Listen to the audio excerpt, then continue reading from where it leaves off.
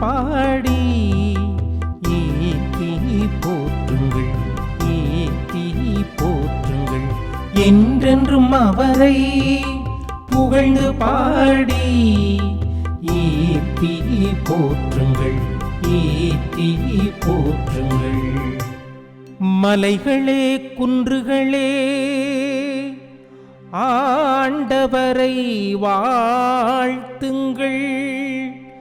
நிலத்தில் தளிர்ப்பவையே நீங்களெல்லாம் ஆண்டவரை வாழ்த்துங்கள். கடல்களே ஆறுகளே ஆண்டவரை வாழ்த்துங்கள். என்றென்றும் அவரை புகழ்ந்து பாடி ஏத்தி போற்றுங்கள், ஏத்தி போற்றுங்கள். என்றென்றும் அவரை புகழ்ந்து பாடி ஏத்தி போற்றுங்கள், ஏத்தி போற்றுங்கள். நீரூற்றுகளே ஆண்டவரை வாழ்த்துங்கள். திமிங்கலங்களே நீர்வாழ் உயிரினங்களே நீங்களெல்லாம் ஆண்டவரை வாழ்த்துங்கள்.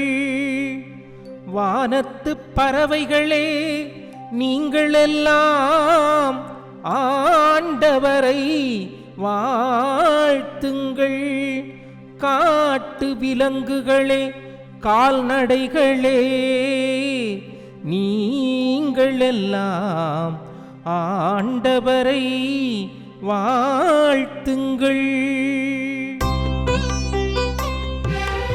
என்றென்றும் அவரை புகழ்ந்து பாடி ஏத்தி போற்றுங்கள், ஏத்தி போற்றுங்கள். என்றென்றும் அவரை புகழ்ந்து பாடி ஏத்தி போற்றுங்கள், ஏத்தி போற்றுங்கள்.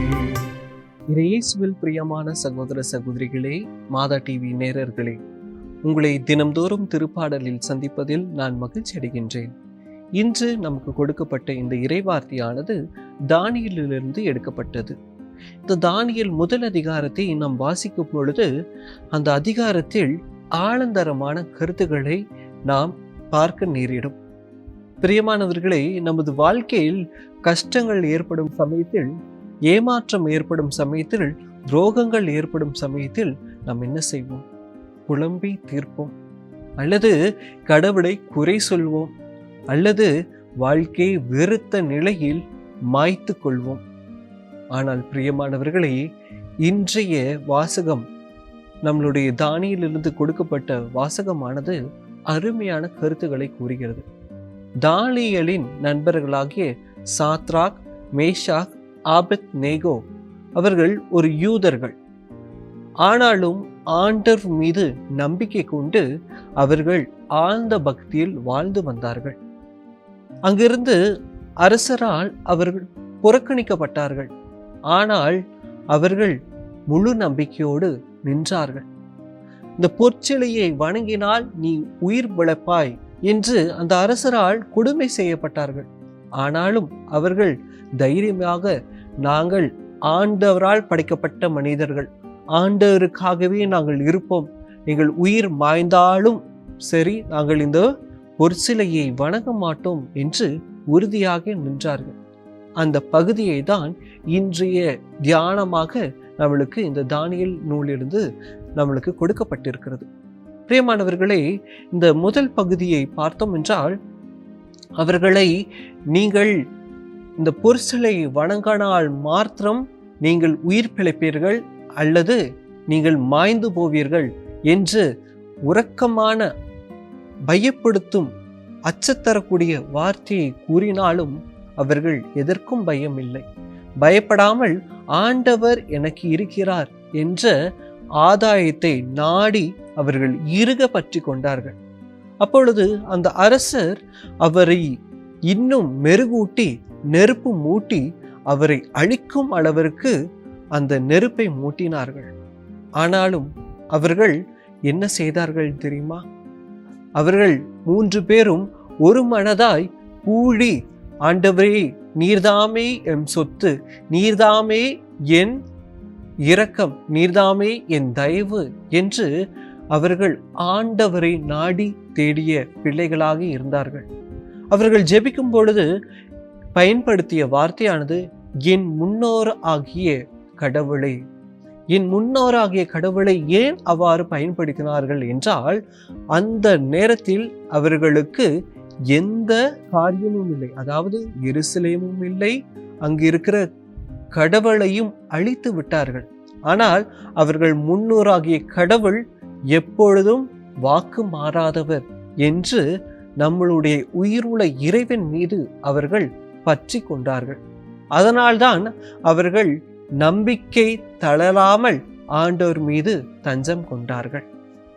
பிரியமானவர்களே, நமது வாழ்க்கையிலும் பல ஏமாற்றங்கள் வரலாம், பல தோல்விகள் வரலாம், பல குற்ற பேச்சுகள் ஏற்படலாம்.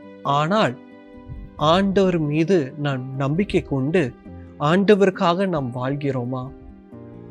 இந்த 2வது பகுதியை நாம் சிந்தித்து பார்த்தால், அவர்கள் அந்த நெருப்பின் தூணிலும் அந்த நெருப்பின் தணலிலும் அவர்கள் எவ்வாறு வேண்டினார்கள் என்றால், மலைகளையும் மீன்களையும் விலங்குகளையும் அனைவரும் கடவுளை போற்றுங்கள் என்று கடவுளை ஒரு மனதாய் அனைவரையும் சேர்ந்து போற்றினார்கள்.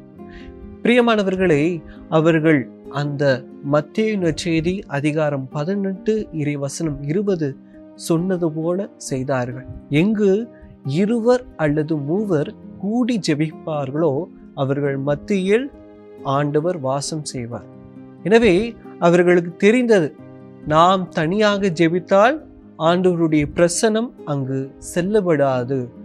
எனவே கூட்டாக தான் 3 பேரும் மட்டுமல்லாமல் இந்த உலகில் உள்ள அனைத்து ஜீவன்களும் அனைத்து உயிரினங்களும் ஆண்டவரை புகழ வேண்டும், ஆண்டவரை போற்ற வேண்டும். ஆண்டவர் போற்றினால் ஆண்டவருடைய மகிமையும் மாட்சியும் இங்கு தோன்றும் என்ற நம்பிக்கை அவர்களிடம் இருந்தது. நமது வாழ்க்கையில் நம் பல சமயங்களில் நாம் ஏமாற்றத்தை அடையும் பொழுது நாம் கூடி ஜெபிக்கிறோமா அல்லது தனிமையில் நாம் ஜெபிக்கிறோமா? பிரியமானவர்களே, நமது வாழ்க்கையில் 10 வருஷம் 20 வருஷம் குழந்தை இல்லாமல் இருக்கலாம், கடன் தொல்லையோடு இருக்கலாம். ஆனால் நம் முழு மனதோடு ஆண்டவரே என்று குடும்பமாக ஒருவரையும் விடாமல் குடும்பமாக கூடி ஜெபிக்கும் பொழுது ஆண்டவருடைய ஆசீர்வாதத்தை உணர்வோம் என்று இன்றைய 2ஆம் பகுதி நம்மளுக்கு ஆணித்தரமாக கூறுகிறது. எனவே பிரியமானவர்களே, நாம் முழுமையாக ஆண்டவரிடத்தில் அர்ப்பணிப்போம். இன்று தானியேலின் வாசித்தது போல ஆண்டவர் நமக்கு கூறிய இந்த 2 செய்தியை நமது வாழ்வாக்கிக் கொள்வோம். ஆண்டவரை, எந்த சூழ்நிலையிலும் நாங்கள் உம்மை விடாமல் உம்மை பற்றியே வாழக்கூடிய, உம்மை பற்றி எங்களை வாழ்வு சிறக்க நீர்தாமே எங்களுக்கு தயவு தாரும் என்றும், ஆண்டவரை நாங்கள் குடும்பமாக உம்மை மட்டுமே நாடுவோம், உம்மை மட்டுமே தேடுவோம், அப்பொழுதுதான் எங்களுக்கு முழுமையான ஆசீர்வாதம் கிடைக்கும் என்ற மனநிலையை மாற்றிக்கொள்வோம். ஜெபிப்போமா? எங்களை படைத்து பராமரித்து வருகின்ற பரலோக தகப்பனே, இவ்வேளையிலே சிறப்பாக ஆண்டவரே, எங்கு 2 3 கூடி ஜெபிக்கிறார்களோ அவர்கள் மத்தியில் வாசம் செய்வேன் என்றவரே, இவ்வேளையிலே இந்த நொடி முதல் நாங்கள் குடும்பமாய் ஜெபிக்க எங்களுக்கு வரம் தாரும். எந்த வேதனையும் மத்தியிலும் எந்த இன்னல் மத்தியிலும் நீர்தாமே இருக்கின்றீர் என்ற மனநிலை எங்களுக்கு தாரும். எங்கள் ஜெபங்களை எல்லாம் எங்கள் ஆண்டவராகிய இயேசு கிறிஸ்து வழியாக மன்றாடுகிறோம். ஆமென்.